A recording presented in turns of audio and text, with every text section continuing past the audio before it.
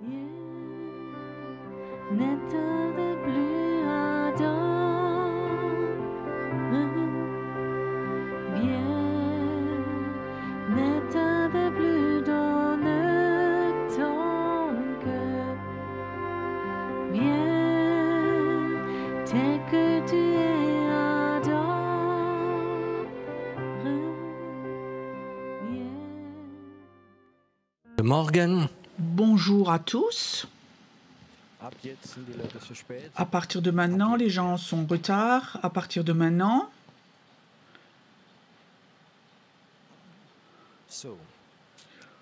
ok. Donc je vais maintenant vous dire quelque chose. Certains vont être choqués. Il y a deux sortes de chrétiens nés de nouveau. Il y a ceux qui sont dans le parvis et ceux qui vivent dans le lieu saint. Tu peux être chrétien, 20 ans, 30 ans, vivre dans le parvis. Tu es né de nouveau, enfant de Dieu, tu lis la Bible, tu pries. Peut-être tu vas dans une église, peut-être tu fais la louange, tu fais le travail d'enfant, tu fais beaucoup de choses. Mais toute ta vie se passe dans le parvis. Tu es né de nouveau. À partir...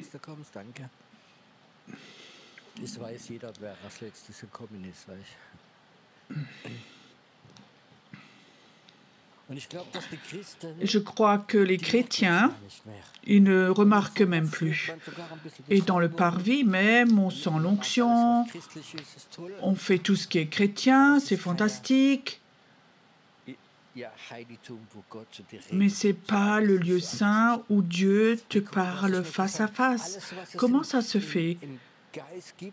Tout ce qui existe dans l'esprit, tout est dans ton cœur, il y a un parallèle. Ça veut dire, dans ton cœur, il y a un parvis, et dans ton cœur, il y a le lieu très saint. C'est quoi le parvis ? Le parvis, pour moi, c'est ton âme, ton intelligence, tes sentiments, ton savoir. Ça, c'est le parvis. Beaucoup de chrétiens vivent là-dedans, sont satisfaits. Et il y a aussi quelque chose de plus profond, et moi j'appelle ça le cœur. La majorité des chrétiens ne savent même pas ce que c'est le cœur. Le cœur est le centre où Dieu habite, où Jésus habite en toi. Et ça, c'est tout au fond de toi. C'est, je veux dire, 3 étages plus bas que tes sentiments, 3 étages plus bas que ton intelligence, ton savoir. C'est ça dans ton cœur, et je crois que c'est quelque chose qui est tellement important. Quand nous prions, ne prie pas dans le parvis. Sans doute, tu n'as même pas senti la différence. Il y a des chrétiens qui prient dans les parvis. Tu penses tout est juste, c'est fondé bibliquement, tout est juste. Mais il manque quelque chose. Et nous sommes habitués que ça ne nous manque plus. Nous avons des réunions de prière merveilleuses, tout est juste. Mais il manque quelque chose. Tu n'as pas senti le cœur de la personne. Ton cœur peut avoir de la joie, il peut pleurer. Ton cœur peut crier, est-ce que tu sais ça? Mais s'il est enfermé, il n'y a plus rien qui peut en sortir. Et je crois que c'est le problème principal que nous apprenions de nouveau en tant que chrétiens, de passer du parvis à passer dans le lieu très saint du cœur. Et alors il y a un secret. Pourquoi est-ce que nous ne trouvons plus notre cœur, même quand nous échangeons avec des chrétiens? Est-ce que nos échanges, pourquoi nos échanges sont tellement superficiels? Donc, quelle église tu vas, quelle conférence, combien de temps tu es chrétien? Tout ça, c'est parvis. Est-ce que tu vois encore le cœur des autres personnes? Nous, les Allemands ou Européens, nous avons oublié, nous avons oublié d'ouvrir notre cœur. Je te donne un exemple. Tu as déjà essayé de parler avec quelqu'un qui est témoin de Jéhovah. Tu sais, ils ont tellement d'arguments, tout est juste. Mais quand il parle avec toi, est-ce que tu as senti que son cœur s'ouvre? Tout son savoir, tous ses arguments viennent de sa tête et en partie sont justes et souvent ils ont de meilleurs arguments, ils sont enseignés mieux que les chrétiens. Mais quand tu rencontres un bébé chrétien né de nouveau qui a rencontré Jésus et il parle avec toi et tu dis « Waouh, mais il y a quelque chose qui sort de cette personne. » Peut-être que théologiquement, tout n'est pas tout à fait juste, mais il y a quelque chose qui sort et ça, tu as envie de l'avoir. Imagine Dieu dans le ciel, il est là et il nous entend prier. Est-ce qu'il fait une différence entre le parvis et quelqu'un qui est dans le lieu très saint? J'ai peu vécu chez les chrétiens ou des chrétiens qui sont chrétiens depuis plus longtemps que quand ils prient, ils sont dans le lieu très saint et que quelque chose sort d'eux. Je ne dis pas que c'est faux de prier autrement, mais je te dis, j'étais dans d'autres pays, en Amérique du Sud, en Afrique, j'ai vu des endroits où les gens ont prié et ça, c'était pas des prières de parvis, mais j'ai vu que les gens étaient par terre et ils ont crié pour les perdus. Ils ont pleuré. Peut-être c'était pas beau à voir, mais tu savais que le Saint-Esprit était là parce qu'ils ont ouvert leur cœur. Je souhaite, Dieu se souhaite, je crois, que nous ayons de nouveau la capacité d'ouvrir notre cœur. Et j'aimerais vous donner une clé en 3 minutes comment ouvrir votre cœur. Il y a quelque chose qui empêche que tu ouvres ton cœur si tu n'aimes pas ton cœur. Je sais que c'est tellement banal, oui, j'aime mon cœur, oui, dans ta tête, tu aimes ton cœur. Mais va tout au fond de toi. Est-ce que tu aimes ton cœur? Je sais, le cœur, c'est aussi où le péché est né et créé. Et dans ton cœur, tu trouves quelque chose que tu n'aimes pas, ton caractère, d'autres choses. Mais si Dieu aime ton cœur, est-ce qu'il y a une raison que toi, tu ne l'aimes pas? Est-ce que Dieu aime ton cœur? Ou est-ce que Dieu aime tes œuvres? Jésus n'est pas mort pour tes œuvres, il est mort pour ton cœur. Et je crois que le problème, on est tellement religieux que nous accusons notre cœur et que nous vivons dans le parvis, dans notre intelligence, notre savoir. Je crois que Dieu ne parle pas dans le parvis, mais je crois que Dieu parle dans le cœur, tout au fond. Et ça, c'est la raison pourquoi les gens n'entendent plus leur cœur. Ce matin, j'aimerais bien faire quelque chose avec vous, si vous le voulez. Est-ce que tu es prêt ce matin à parler à ton cœur? J'ai appris, parce que moi aussi j'ai le problème, j'ai appris à donner un nom à mon cœur. Tu sais comment s'appelle mon cœur? Il s'appelle Pierrot. Tu sais, ça commence déjà dans ce que les gens n'aiment pas leur prénom. Certains n'aiment pas leur nationalité et plein d'autres choses, ils n'aiment pas leur cœur. Commence donc à aimer ton nom. Oui, mais si je m'appelais comme ça, non, tes parents t'ont donné un nom, accepte ce nom. Et alors, moi j'appelle mon nom Pierrot, mon cœur Pierrot, quand je vais parler avec lui, et c'est pas toujours facile, alors j'essaye à ce Pierrot tout au fond de moi que Dieu aime à lui parler. Et parfois ma chair rebelle et rebellée. Et oh, ça va pas, regarde le caractère et ceci et cela. Et parfois je dis non, stop, je veux aimer mon cœur. Ce matin, j'aimerais faire une expérience avec vous. Est-ce que c'est OK?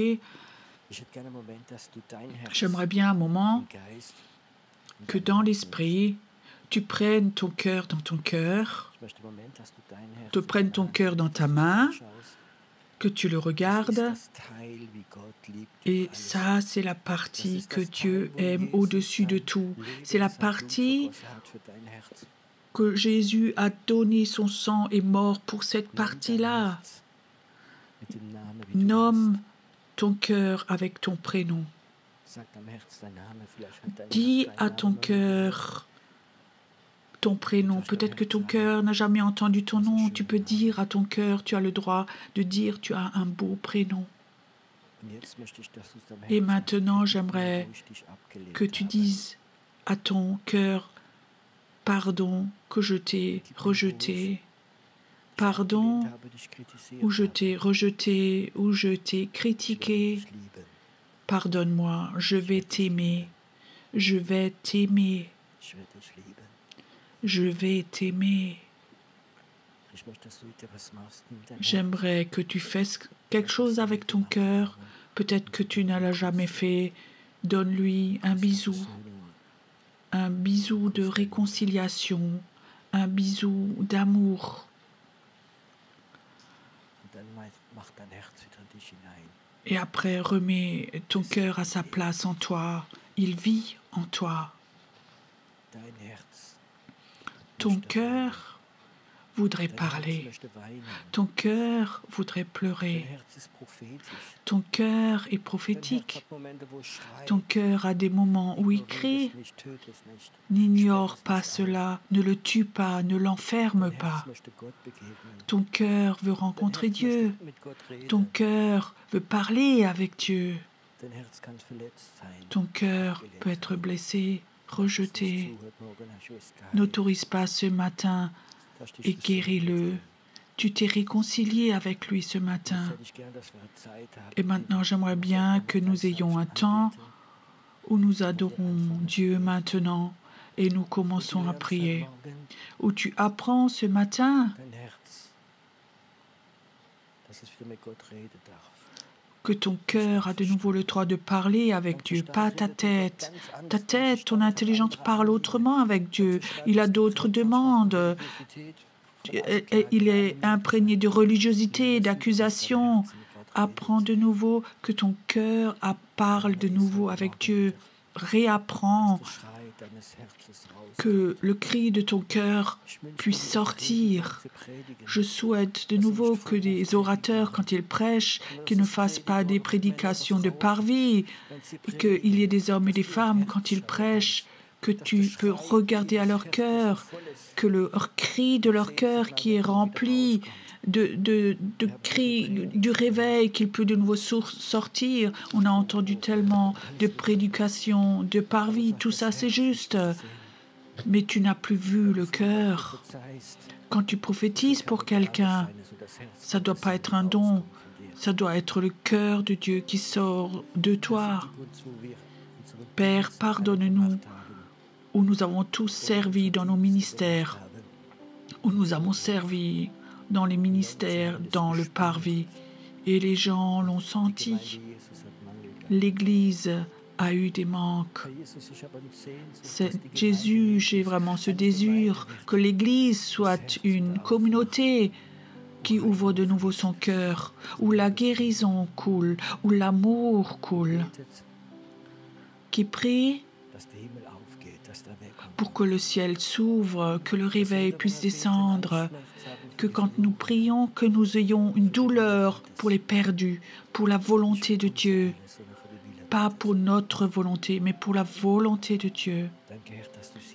Merci Seigneur que tu fais ça maintenant. Inspire, voire profondément encore. C'est comme si quelque chose s'ouvrait en toi. Une autre dimension s'ouvre en toi.